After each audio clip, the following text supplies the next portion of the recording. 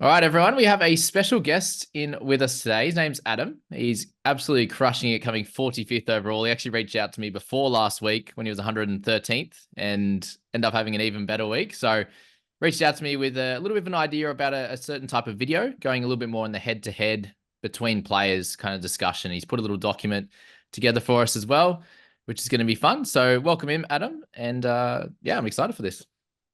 Yeah, cheers for having me, mate. No, I'm excited. It's a very interesting spot with fantasy right now. As you can see, my trades are low, and I've seen people with even less trades than me. So it's a really, really important few weeks coming up. 100%. Yeah, you're in a very similar boat. Obviously not rank wise, but trades wise to most people. So hearing a little bit around your strategy is going to be awesome. And you mentioned just before we started that it all kind of kicked off for you when you brought in Latrell and captained him for that 99. Tell us about that week. Yeah, no. Yeah, it was what was it, round whatever round it was. I brought in Latrell and Jerome Hughes and Damien Cook in the same week, and they all Mm, went pretty massive. And I went wow. from 525 to 113 or Jeez. something crazy like that. So couldn't have gone any better. It's being a non-Fafita owner hasn't been as hurtful as I initially feared it might be. So it's things are going smoothly for now, touch wood. Yeah, well, that makes sense. I suppose in that week you went and spent money on the other guys and that worked out just a little bit better, which is surprising because Fafita's obviously gone, 60 odd, 60 odd. But yeah, Cook's been even better and the trail was even better than that, obviously, until he missed out for Origin. But he, yeah, you mentioned you are a Queensland supporter, A even from New neutral Zealand, Queensland big supporter. Greg Yeah, Inglis fan. based in So New Zealand, based in New Zealand, but prefer Queensland. Unfortunately, after last night. that's right. It was a fun game for us New South Wales supporters, and the boys played great. The 50-50s went our way.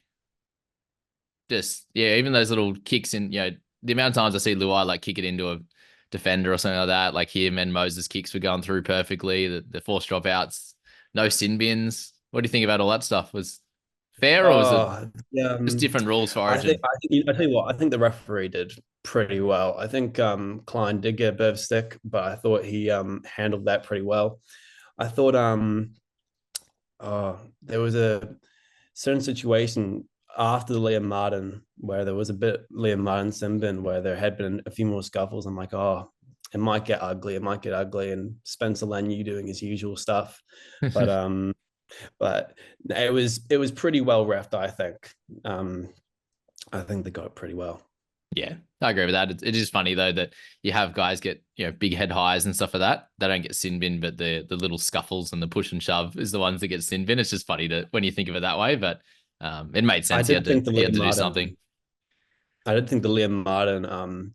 They were talking about it how he had dropped. Who was I can't remember who he dropped, but like the way that he went down the tackle, and it was very similar to the Roger Tuivasa Sheck Oh yeah, tackle yeah, that got sent to the bin, and they were all like, well, hang on, shouldn't it be the same? And it's just the Origin arena for you, isn't it? yeah. That was Walsh, I think. Put Walsh on his back. He got Yeah. he got pushed around in the old Walshy.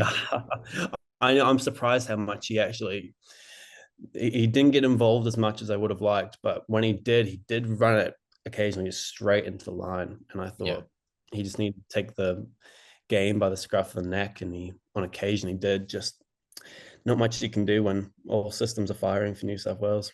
Yeah, they did a really good job on him. I think it was probably only that break early on the game to Sewer and then Hammer, even with his shoulder hanging off, he still was able to make That some was breaks and do some good things. So Yeah, well, that was a scary sight. As I'd been talking to my brother just before the game started, and I said I can't have any Queensland backs get hurt as I've got Gagai in my side. Of yeah, course, Gagai, the man, and Billy Slater had come out a few days ago and saying he can't wait to see Gagai back in the Origin arena, okay, and that sent chills down my body as I've got Gagai at 19, and oh, I so hopefully Hammer's okay.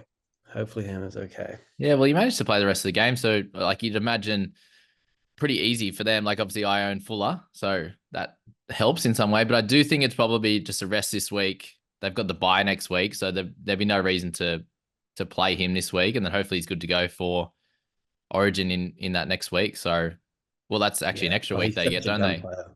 They get an He's extra such a sort of gun 4 or 5 player. They days. really need him. Yeah. Yeah. Yeah. So that probably helps He- you in that way. But I imagine Gags, is he going to be 18th man again? That's probably your worry.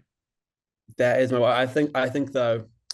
I don't know how Cobbo. I imagine Cobbo is going to come back into the team. Oh, I that's think true. there's going to be a major overhaul for this Queensland team. I think realistically, I think Sewer's probably out. He didn't look flash. I think Billy Slayer's finally might be wishful thinking, but they might finally call upon for Fita. Yeah, that's definitely Um, the worry. Everyone in my group chats were mentioning that as soon as the game was kind of going south for Queensland, mentioning Fafita would likely come back in, but like it wasn't really that game, was it? Like it's not like you'd chuck him in and it would make a big difference. Like I still think they would have got oh smashed, but yeah, um, yeah, like it's obviously more chance of them to make changes, but they're also a team Queensland that doesn't react that way usually. They mm, seldom make big changes, so that is the worry, definitely, and might be for owners of Fafita that don't have like you're not carrying an extra edge like in Nikora, Piakura, and Fafita or something like that to keep an eye out on that position. You might need if you have Fainu like me and you, he might have to be ready to come down to edge, and you might have to look another mid as well. So keep that in mind that he might end up in the Origin side. But outside of that, mate, there probably it was only just the one injury. Latrell has been cleared of any suspension, so just a fine for yeah. him. Outside of that, pretty good. You imagine New South Wales team stays the same, even if Cleary was fit. It sounds like he's not, but even if Cleary was fit, you couldn't drop Moses off that, could you? Oh, you couldn't. No way. I know Cleary's. I think Cleary's been confirmed to return around 20, Yeah, which we'll talk about a bit more when we look at one of the Penrith outside backs. yeah, But yeah, you can't drop Moses, which is as a Dylan Brown owner, that's good for me. Round 19, Dylan Brown, true. hopefully being the number 7, makes him a bit of a captaincy option potentially if Parramatta can fix up what's going on.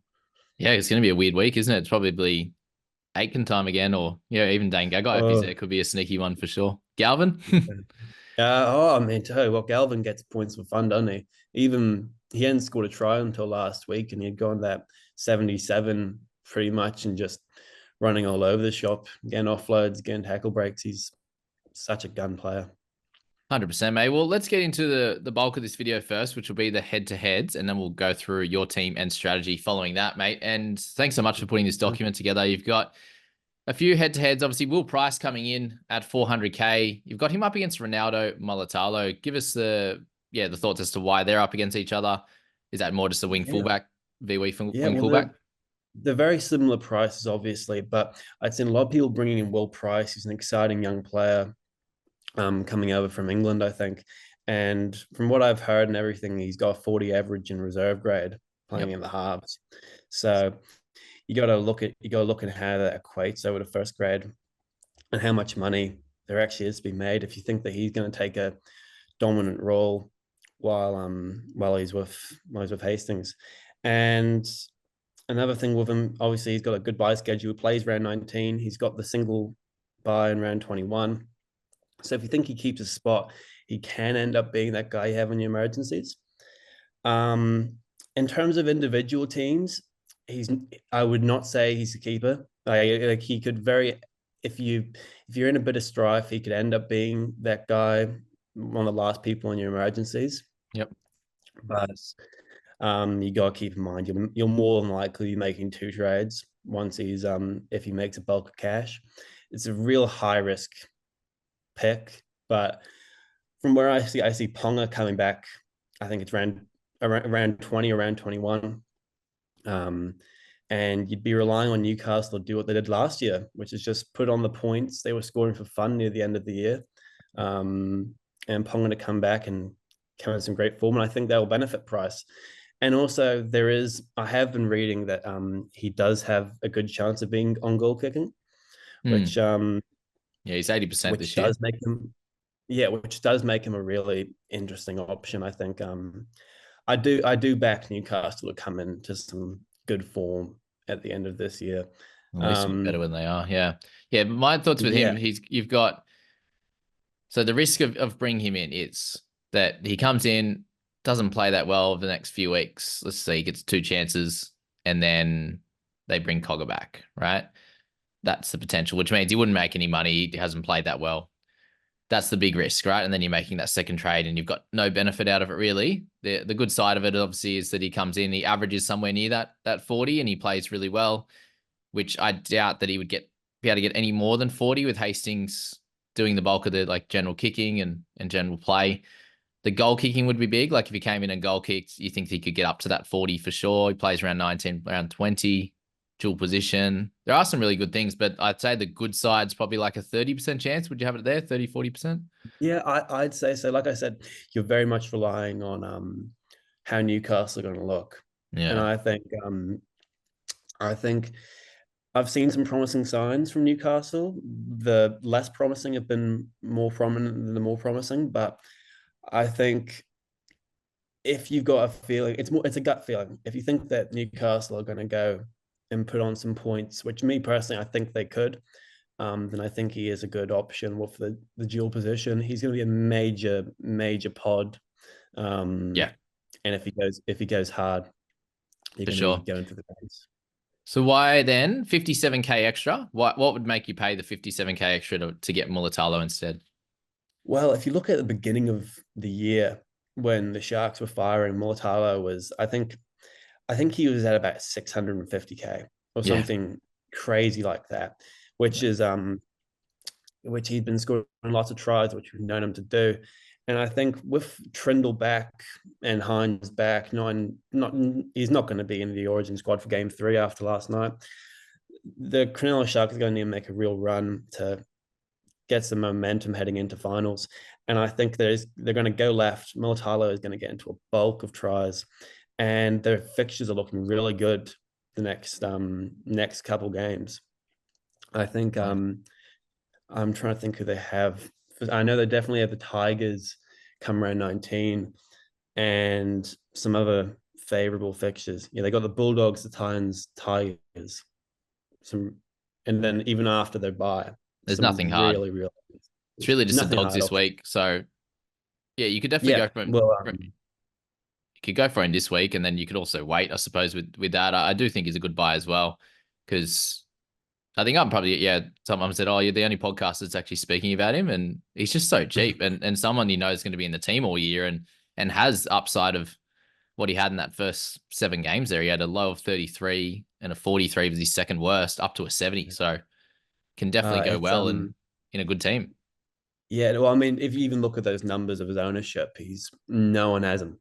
Yeah. No one has him. He's very similar to Pryce in the sense of you're going to be one of the few people who own him. And like I said in my notes, I think Yeah. Only Ronaldo 0.21. will score about 3 tries in the next 2 games at a minimum. I think he could easily cross over for 2 each in these next couple of games. Just the way that the Sharks can look at a full strength side, they are going to be dangerous stuff. And you're even looking at some of these percentages in the wing fullbacks. Obviously, Pappenhausen, he's in major doubt this week.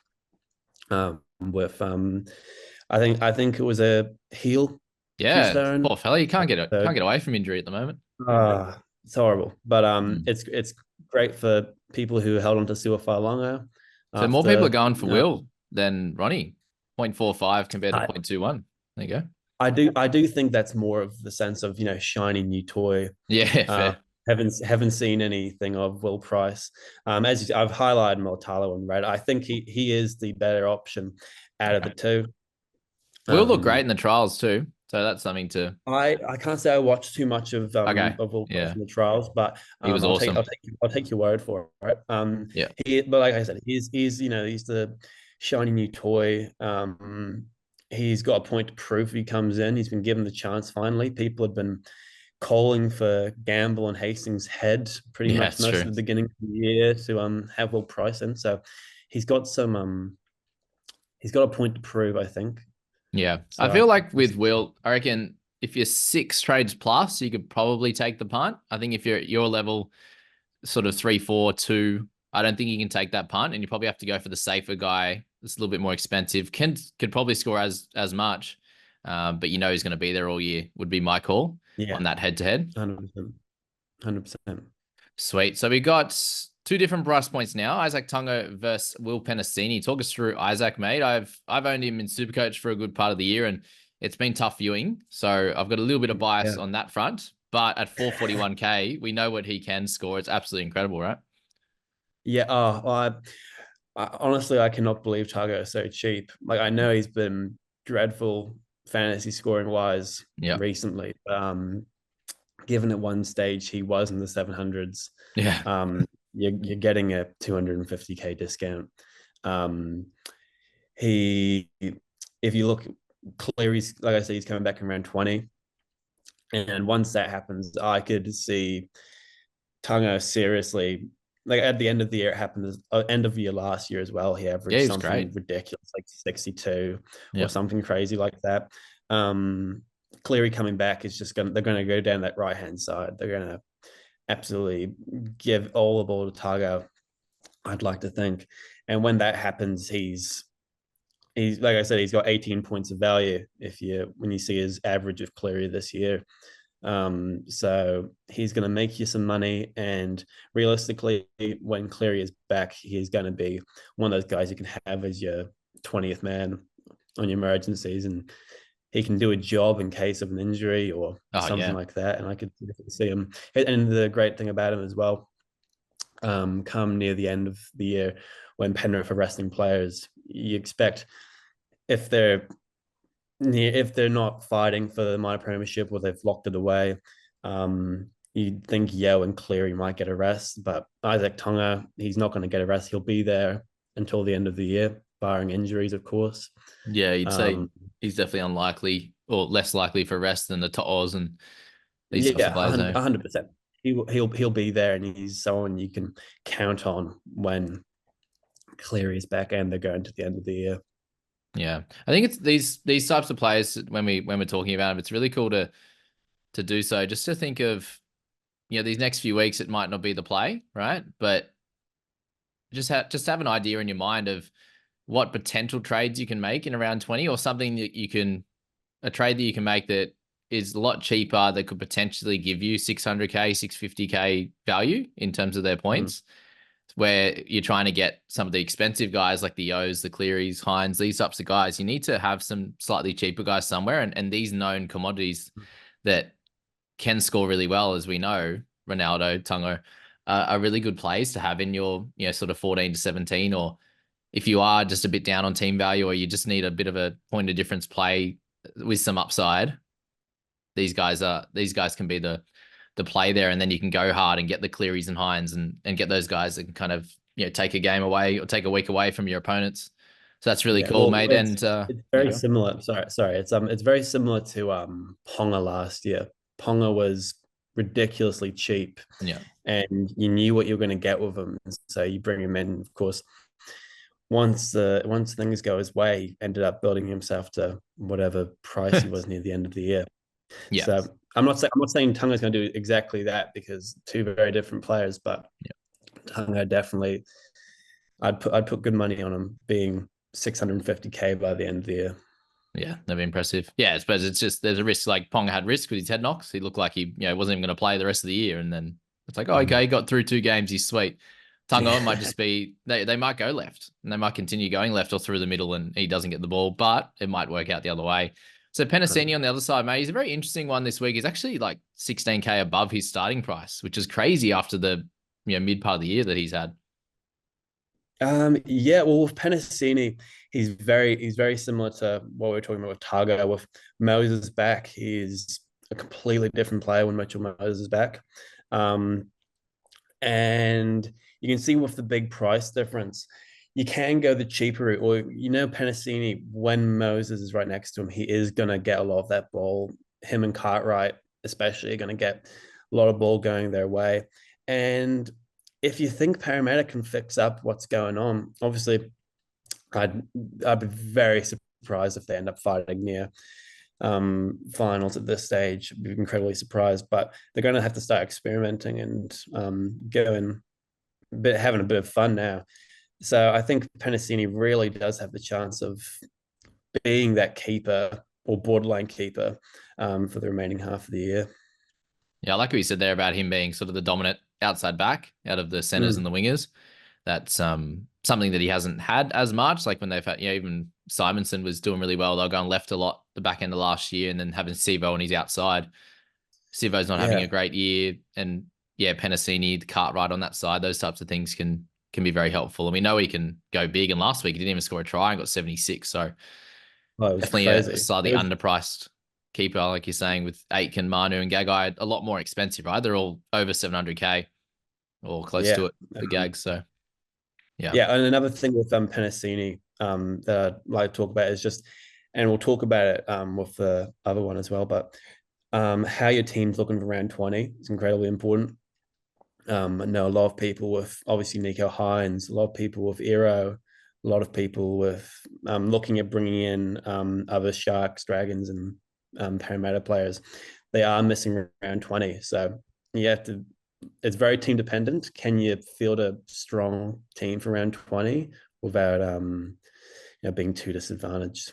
Definitely. All right, we'll finish with that last one before we get into your teammates. Samuela, Fainu, and Britton Nikora, fairly close compared to, we see like more rookie, and then we see sort of, veteran on that edge in a really, really good team. Britton Nikora 610. Start with him, eh? What's the big winner to be jumping on him this week? So I've owned him for the last couple of weeks. I brought him in. Unfortunately, when he missed about 12 tackles against Penrith, which sucked. But I think now it's very similar to the Mulitalo argument with a full strength Sharks team. Assuming they all stay healthy with Nico Hynes next to him, I think he's going to get a whole lot of ball. His defensive work rate has gone better each and every week since I've been noticing how he's been playing.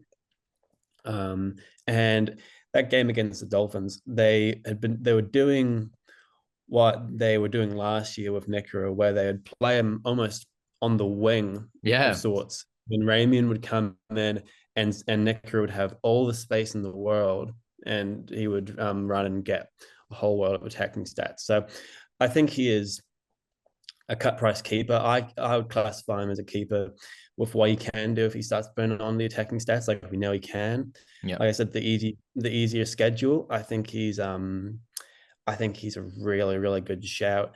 Once again, it's a case of, do you have too many Eels and Sharks players or Dragons players? Are you still holding a DeBellin? Do you have a Dylan Brown? All these types of things. If your team's looking fine, if you don't, then please go Nikora. He's going to go pretty big, I'd like to think. Yeah, for sure. Another one to add to that top one, mate, was probably Greg Marzhew. He's in a very similar boat there. Just hasn't scored any attacking stats in a long time, and he's down the 400s as well. So you could chuck him in that if you do like Marzhew. We're definitely not pushing you away from him either, right? Yeah, I think Marzhew.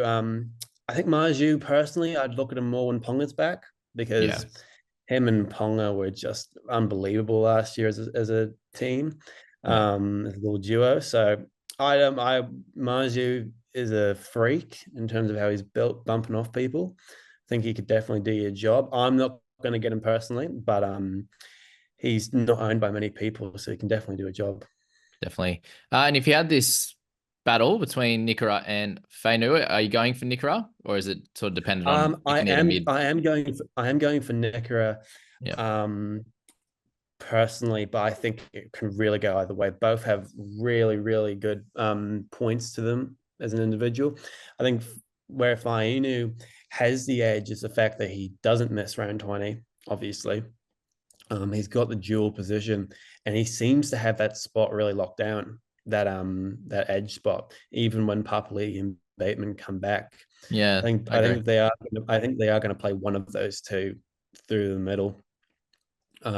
You'd like to think, because Papali'i or Bateman looked really good playing in the middle. So my worry with Fainu is he is getting better every week, but there is defensive issues with him. The way he goes into tackles, it can be very sloppy. It can be extremely sloppy. Like he'll try and grab him by the legs, and then they'll get off him, and then they'll lose 2 points for that. Yeah. As in, like he'd had games when I brought him in where he was getting at 32, 33 with 5 missed tackles.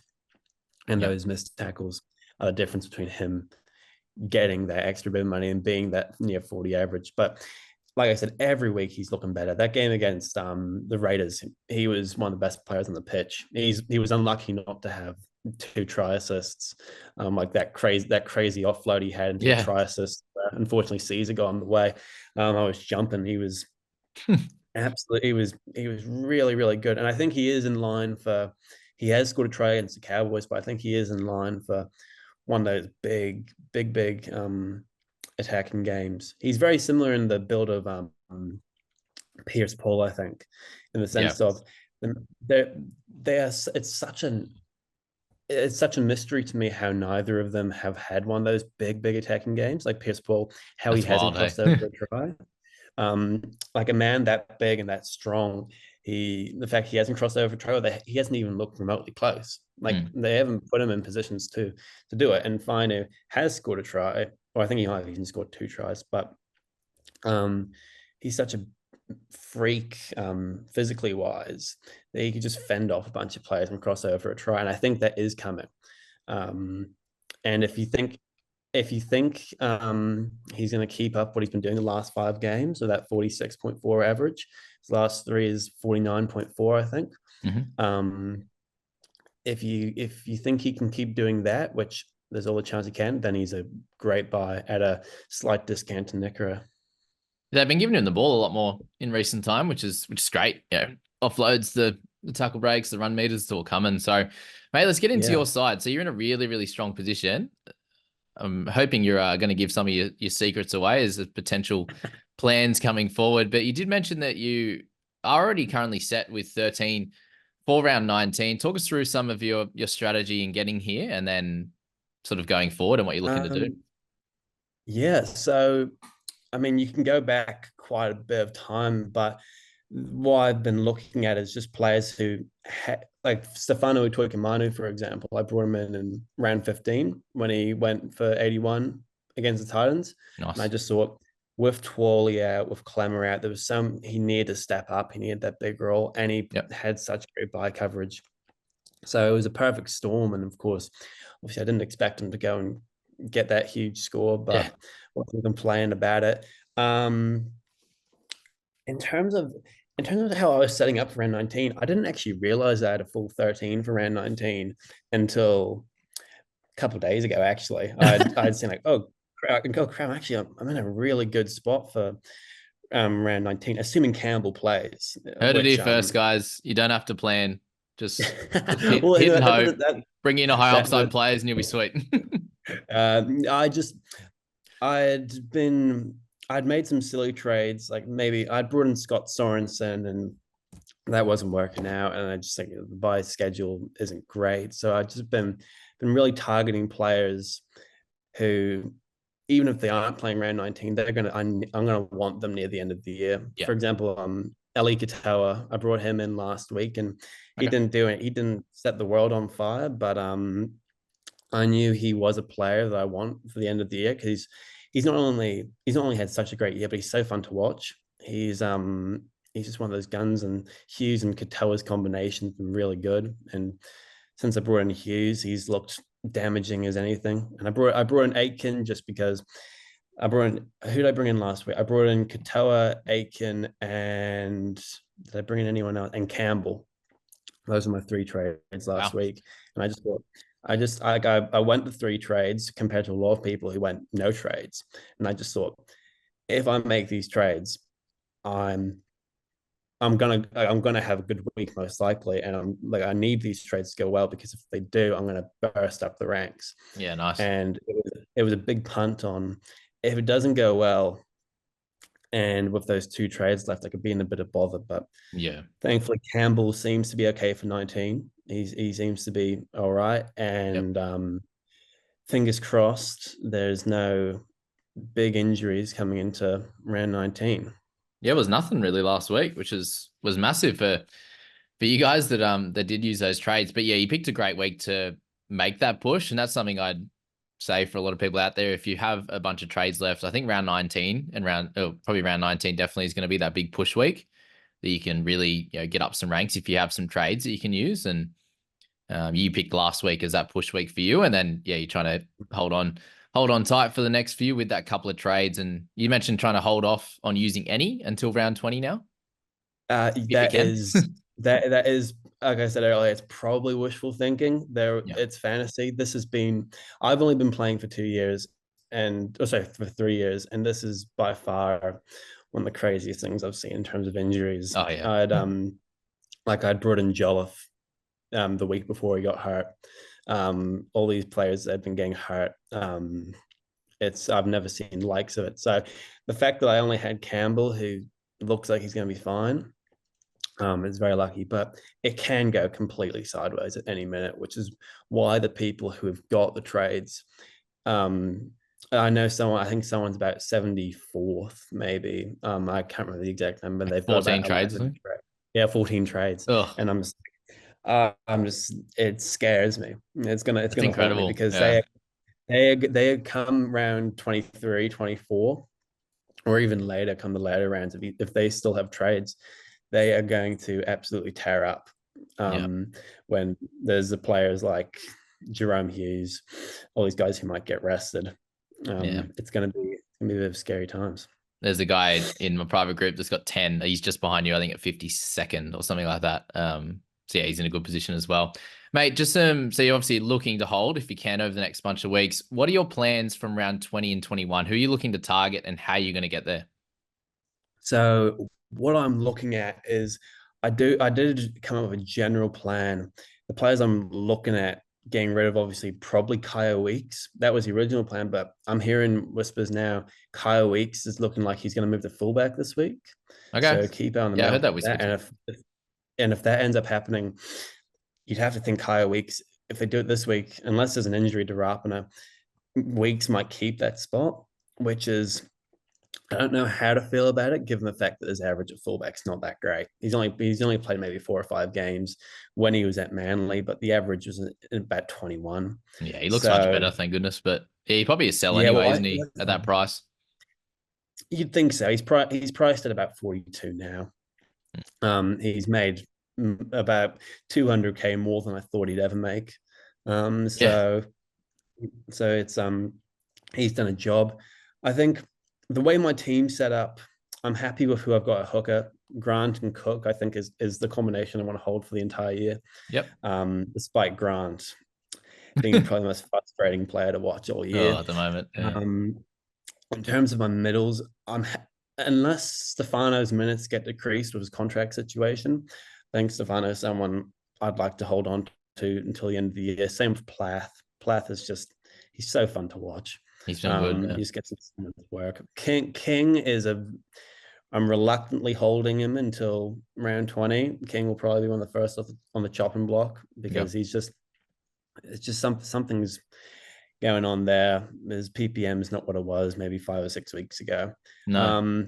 I'm happy with my edges. I think Katoa and Britton are going to be 2 guys who are going to do really well near the back end of the year. Jerome Hughes, I'm happy with. I think even when Munster's back, they're going to go down that right-hand side.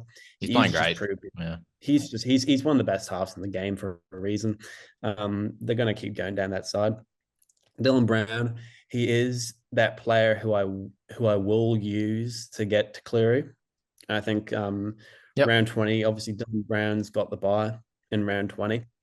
And I think as a result, I will most likely cash down Wishart to someone who comes up. I'm not sure who that's going to be right now in terms of who I'm going to cash him down to. Yeah, it's hard. I will use that money to go Dylan Brown to Nathan Cleary, or depends on what price Nico Hynes is. Nico's got over 100 break even. He could be in the low 800s, but come around 20. So it's really exciting in that respect. My centers, I'm really happy with Aitken and Gagai. They're just the cream of the crop in the position. Yeah, agreed. And then my wing fullbacks, I could probably use another gun. Because I got Campbell, Latrell, and then I'd be playing Joey Manu in the wing fullbacks, and Joey Manu is, although I'm going to hold on to him, it's difficult to watch. They're just not going down that right hand side. Yeah. I captained Manu a few weeks ago. Oh, I think it might have been round 15. And that set me from 113 to 95. I told you a lie. I went from 95 to wherever I am now, 45. And I captained okay. Manu in round 15 when he got his 33. And I was Ugh. absolutely spewing. I just because they were going up against Parramatta, and I thought they're going to tear Sean Russell and whoever was on his wing to shreds. And of Yeah, course, that's exactly what happened in the first couple of minutes. Manu got a try assist and he didn't touch the ball for the rest of the game. Probably the most that's true. frustrating watch I've ever seen. Yeah. So Who was yeah, your but in other terms of options that, that week then for captain? it was Latrell, and it was Jerome Hughes. And Oh, I what are you just went, doing? I I know. I just went, you know what? Joey has got that potential to go absolutely nuts. Whereas I can't remember what the matchups. Latrell was playing Brisbane, That's right. and I thought I'm a Bunnies fan myself, and I just saw everyone saying that Souths are going to beat the Broncos, which I couldn't believe. Being a hardcore Bunnies fan, I'm just like, we've been rubbish all year until recent. I'm just like, no way, we're going to get pumped. Broncos have been And then rubbish. I can't. Yeah, well, they have been, but I just thought I can't see it happen. Of course, Trail goes and runs half down the pitch really quickly, and then thankfully for non-owners, he got sent to the bin, which stops Yeah. them from getting close to 80. But yeah, it was a bit of a blunder, but thankfully I did still gain ranked. But that's just it is those decisions. If I'd done that, if I'd captained Latrell, I'd be probably that top 20 right now. So that's just Close, yeah. part of it. So other than that, no, the rest of the team, I'm really happy with the Blaze DeLong. He's going to have to go at some point. Obviously, when Ponga's back, Fletcher Sharp's going to have to go, um, and Wishart. Those are the three priorities, and then anything else, right now at least, is luxury because I'm going to have the extra 8 trades, and then it's kind of building to that gun side and hoping that some real cheapies come up. I'm liking the look of Jack Howarth as a cheapie potentially if he somehow manages to keep a spot because he looked so damaging last You might week. do. Yeah. I'd love it because he looks really good. But right now the cheapies are a bit so and so. So we'll see what happens there. Yeah. So you'd probably wait for round 20 or 21 to look to do a downgrade to someone fairly cheap under 350 or something. I'm gonna attack round 20 is the round I'm gonna attack most likely. I Yeah. think just I've got how many? One, two, three, four. I've currently got 4 missing in round 20 with Ero, Talangi, Britton Nikora, and Dylan Brown. So I think that will be the week where I might get rid of Dylan Brown for that Hynes or Cleary and Hmm. Blaze Talangi to downgrade him because he's done a good job. Yeah, well, that's pretty easy for you then that you have a couple of guys on that buy that you're happy to get rid of that week anyway. So hold them until then, Yeah. which is cool. Hines has that buy in round 22. So you're Oh yeah, of course. Oh, sorry. So I completely with, forgot that Hynes is to buy. well, you mentioned Cleary anyway. So are you looking to just leave? It's obviously not going to make any trades the next few if you can. Hines, you're just going to leave then and probably target Cleary instead? I think you can't go wrong with either. I think No. I'll see how the team looks in round 20 in terms because obviously I've got Galvin who will slot right in for Dylan Brown. Yep. Um, worst case scenario, I just downgrade Blaze Talangi that week and have my Sharks and Dylan Brown on my emergencies, and then round 21, that's where I go for Nico because I think realistically speaking, Nico is going to play the remainder of the games, whereas Cleary, given his injury history this year, especially, they will rest him Mm, when they need to. So I think yeah, that's right. Nico will be the way to go. Yeah, for sure. Maybe in round 20, when everyone gets their trades, what do you reckon the percentage of people in the game that are still active making 4 trades? What's the percentage? What do you reckon? Probably more than it should be.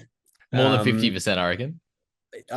I think it was very much like when we were talking about Will Pryce. People are going to see the shiny new amount of trades they've Yeah, got, and they go go, nuts. "Oh, look at this," and go absolutely bananas. I can see I can see. To be fair, I'll be afraid because I won't be doing that, but I'll be seeing some of the teams that people are putting out, some absolute monster sides, and I'll be Yeah, like, it would oh be. God, Yeah, there'll be here we heaps of go. people that are But already out of trades now, and then round 20 and 21, they'll oh, go bang, bang, and they'll be done by 21.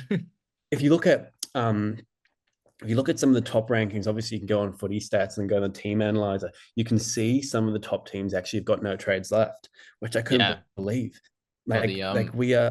the other top 1,000 one was cool. That now they've got yeah, this one here, total points versus trades remaining, and the amount of teams there you can see here. Obviously, it's at 62 with zero trades Mhm. left, 90 with one, and then Oh wow, I 108 didn't in see your that. boat there with two. So Wow. I'm just outside the top 1,000, but I'm in this nice range here with six. So I'm Yeah, I'm pretty happy with that. you're in a good spot. You're going to be attacking near the end of the year. Hopefully, we'll have to see what happens this week too, mate. What do you don't have Cotter, do you? So what do you got? No, Grant I don't. backing up Latrell. Oh, Latrell's gonna buy. So just Grant then. Yeah. So I've got Cotter as It well. is, He played another 70 minutes last night. The bastard. He just doesn't stop. and, and he did get an HIA, which as a non-owner was something I looked at. He went off the field. Thankfully, he did pass. But my issue with Harry Grant, he did. I think he played maybe 45, 50 minutes, Yeah, which 42, usually I I'm not think. worried about. But he'd gone that big knock to his head. He was bleeding quite a lot, and they'd wrapped it up. And He was getting whacked around, wasn't he? The two different yeah, oh, moments. Yeah, the cut, and then he had. Yeah, that was like his first tackle or something, I reckon. And then it was he. it was a Spencer Lenny line break. Yeah, that was Spencer an incredible run. just rammed through him. So my worry with that is the fact that if Grant does not play, I will be playing with one man down because my other hooker Damien Cook is on the bye. But I'm not too worried about it right Yep, now, yep, yep. given the game is in Melbourne. He's got a few days to rest up, even if he comes off the bench and does what he did I think he after the will. game. I'd say he should, but Played 40, played 41 minutes in the end. Got 12 okay. points. So how good's that? He's had a cracking year, hasn't he? Oh, I tell you what, it is such a seeing what Reed Mahoney's doing this year. I can't catch hookers at the And moment. uh, The last few Nico, years. yeah, I I can't didn't remember who have I had last. Grant to start last year, and he averaged like 70 to start the year. And then Mm. yeah, I had Reed the few years before when he went from like a 60 average to a 41 average or something. Yeah, This year I've he's just been such all a over the shop. tackle. He's such a tackle monster. Even when he's missing 10 of them, he's still making 50 something. Oh yeah, that's right. What's this year? I've had started with Grant, ended up with Lussick early, and then I've ended up with Brayley, who's just been benched. So it's been a rough hooker year. But it shows Yeah. like you said with your captaincy before, like you can make a mistake and still be fine. Like I've made a heap of mistakes this year. I'm still 1,100 and like with six trades to go. So like I should end up easily in the top 1,000. So you can make mistakes. And I remember looking at the guy that won last year, and there was a bunch of mistakes in there. And there's a bunch of good things like you, just the timing of getting those guys right. You bring in Stefano for 80, you bring in Latrell, Cook, all these guys at the right time. There's all those, but then there's mistakes on the other side. So it's more just if you're getting sort of 75% of your picks right and at the right timing, you'll do well. And yeah, you'll end up somewhere in that top 1,000. And that's probably what I'd want to say out there for all of you guys in that sort of, 1 to 10,000 range. It changes so quick. And I think the comp's really, really close this year. And if you're having a look at it, It just is. like even from first to 100th is crazy. So I'm a fair way back, obviously, but 13,632. So let's go have a look at yours then. 13,632. And you're at, where are Yeah, you? yeah, There you go. 44. 13,323. So 345. only 300 points behind. Like 300 points is a good stretch, but then even that from you at 45th, 323 down to 100th. Yeah, so it's a little bit closer there, but still 100 points basically from you to Mm. 100th, and you can make that up in 1 week. So this guy in 100th can do what you did and make that massive jump like last week and get into that top echelon as well. And mate, we'll do it here. We'll make you feel bad. What do you get? 33 versus 61. So the 28 points you missed out on from Latrell would have put you in. What do you got? Let's see. 51. Yeah, it's not too bad. 30, Okay. 36. So Okay. So it could have been worse. I would have been lot more sad if Latrell didn't get sent to the bin. Well, you still have him. That's the thing. Like, I remember it's more the issue of if you just say, it was a pick between Hynes and Cleary, like bringing them in and captaining them. Yeah. And then Cleary gets 100 and Hynes gets 40. And it's like, okay, now you're missing out on the 100 points plus the captaincy, whereas you had both anyway. So it doesn't change too much.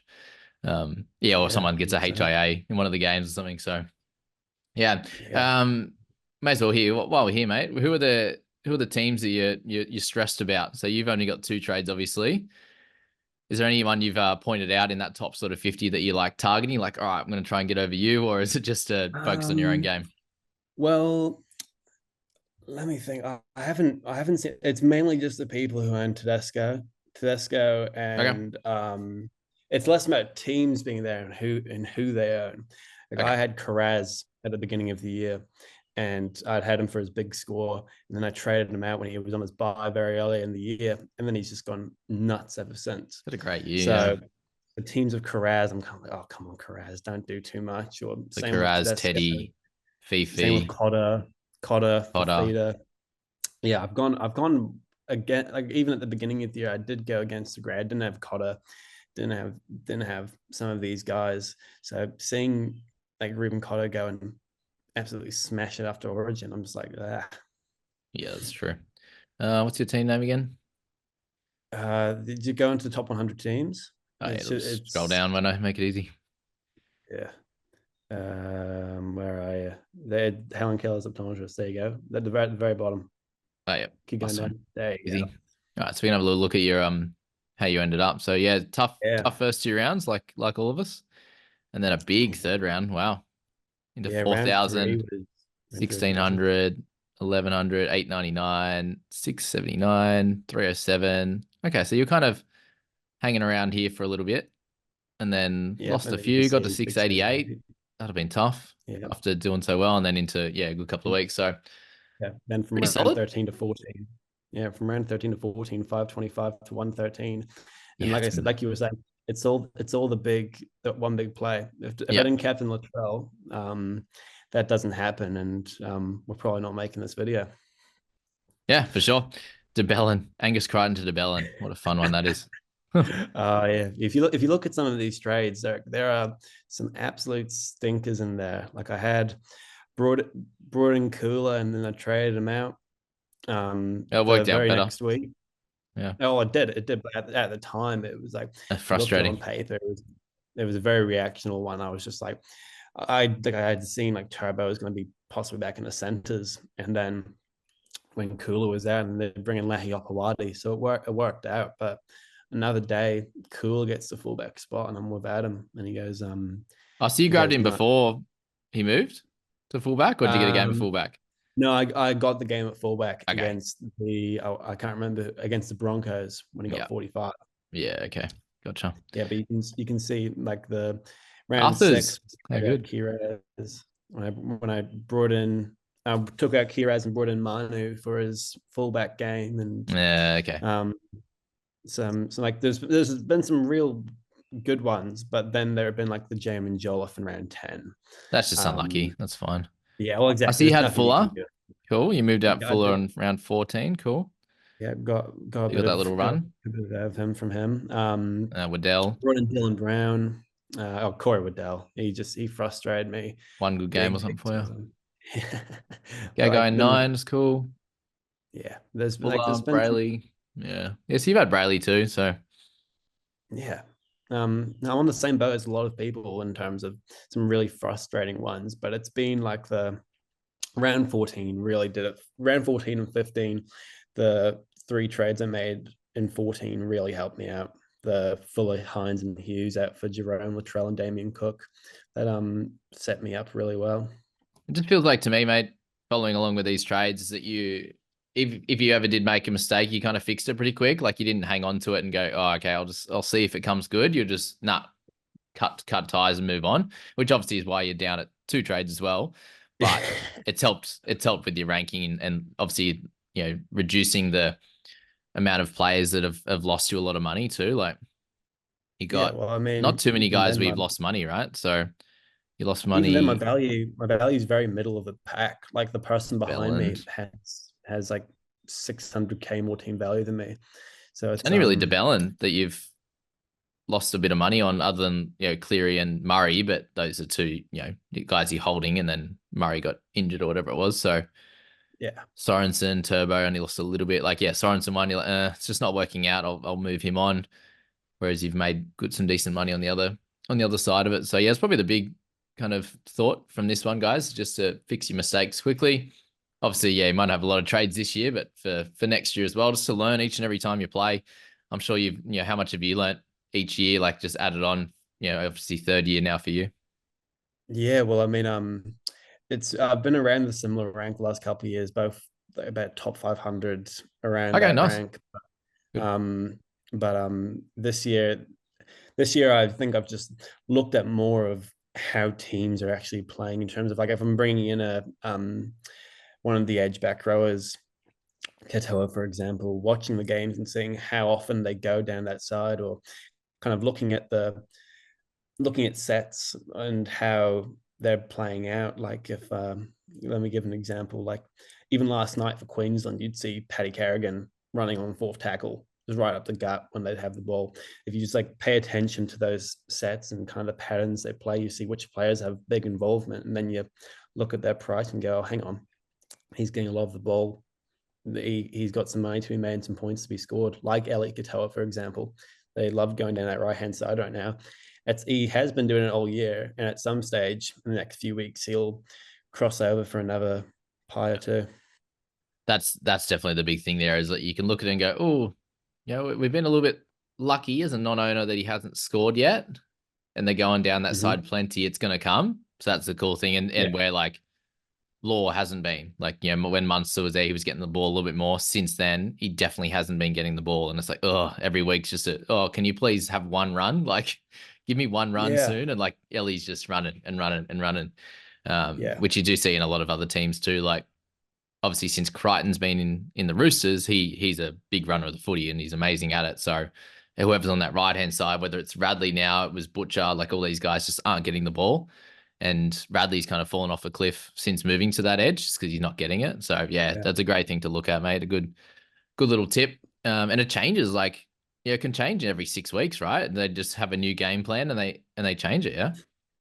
Yeah, well, it's adapting to it. Because It's Nicker is one of just those guys for sure. Like, you could point him out as yeah. one of those players. Well, with Nikora, when I brought him in, he was missing those tackles, but he was also getting very few running meters. Like, look at the big, like, until the last 2 weeks, 52, that's so yuck. 52, 56, and 56. It's just, it's not nice to look at. And then you look at the last 2 weeks, and they've been prioritizing him a lot more, which has It's a fun been play they do. Hey, they go really, Ramian or Katoa run that like decoy, and yeah, Nicker is out the back. It's at the wing, and he's quick enough to get down that sideline. So it's a fun one to watch if it's, you it's, if you own him. it's a work of art. It's a work of art, especially that try at the very end of the game to nearly tie it up and send to Golden Point, and they just did pretty much the exact same thing. And That's right. as a owner of them, just watching them go through and then get the try assist the last pass, it's just like, please do that every week, and I'll be a happy man. Yeah, well, if you take it, obviously he had a bit of a slow start, but he still had 1, 2, 3, 4, 5, 6 out of his, what's he played for? 12, 16. So 6 out of 16, 15 or whatever games. He's gone Yeah, over 50. So it's not great, but it's it's just, and it's in the it's right another thing. direction. He's got his defensive work rate a bit fixed up. He Up like in the 40s a lot then more. again, Yeah. then again, he's still his tackling form. He's still slipping off players, which can be frustrating at times. But before you know it, he's tackling 3 times a set, and he's looking really good. If you can sit him in that sort of 3 range of missed tackles, then I reckon he'll be sweet. Oh, he'll be Um, he'll be he'll be someone you'll want to have. He'll be someone that non-owners will be scared of, especially with the schedule coming up. you take out that last game, he's had one line break for the season and one try. So yeah, he turned that on Yeah, obviously last week, and hopefully that compared to can last year. Compared to yeah, last year, we that's scored right, tries which a is ton. crazy. Yeah, he just even if he wasn't scoring tries, he was getting line breaks. He was doing good things. So hopefully with Hynes back for the year now, he can do that. But yeah, this whole Trindle thing, with all the guys and their stats are so different. Hey, like with Ronnie and Nikora and Ramian, and it's just so different. Obviously, the Yeah. spread of left to right, but yeah, it's gonna be interesting, mate. And any other final thoughts? Any other strategy talk before we leave everyone? No, I think we're pretty good. Just like I said, if you're looking at bringing in some of these guys we've been talking about, just make sure your team looks good for round 20, because those small buy rounds with the 3 teams missing are almost as big as those big buy rounds. They Like seem harder for me yeah, anyway. they are. So make sure your team's set up for that. In case you're bringing in a Cronulla or a Parramatta player. Other than that, I think we're pretty golden. Awesome. Thanks so much, Adam. I appreciate you coming on. It's good to get some new people in the space getting on in. Obviously, you've had a cracking 3 years to go top 500 all 3 years. Means you're doing something right, that's for sure. And I'm sure everyone will take something away from this video. So thanks so much for coming on, and good luck. You'll have a bunch of people following you now in that top 50. Oh, hopefully they stay away. No Hopefully I pressure. can keep going. No pressure. Amazing. Thanks so much. Good stuff, ads.